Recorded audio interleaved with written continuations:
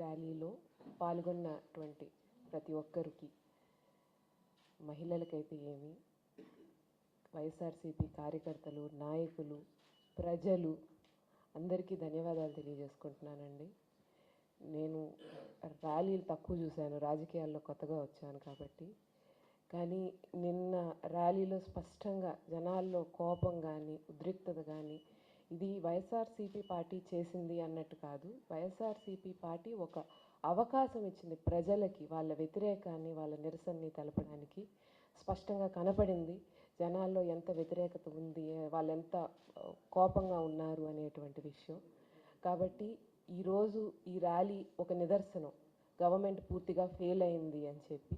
కాబట్టి ఖచ్చితంగా మిగిలిన వాళ్ళు పాల్గొనడమే కాకుండా ఆడవాళ్ళు భారీ ఎత్తున వచ్చి పాల్గొన్నారు. నేను ఎప్పుడు చెప్తాను, బహిరంగంగా ఆడవాళ్ళు ఇంత ఎత్తుగా ఎప్పుడు ప్రభుత్వాన్ని వ్యతిరేకించి బయటకు వచ్చేటువంటి సందర్భం మనం ఎప్పుడూ చూడలేదు. అటువంటిది ఆడవాళ్ళు కూడా అట్లా వచ్చారు అని అంటే ప్రభుత్వం ఎంత కిందకి దిగజారిపోయిందని ఒక్కసారి ఆలోచించుకోవాల్సిన అవసరం ఉంది.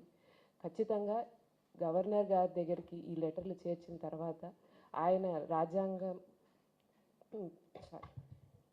ఆయనైనా ఖచ్చితంగా ఆయన హక్కు ఉపయోగించి ఈ డెసిషన్ని ఆపుతారనేది ఒక్క కోరిక ఉంది.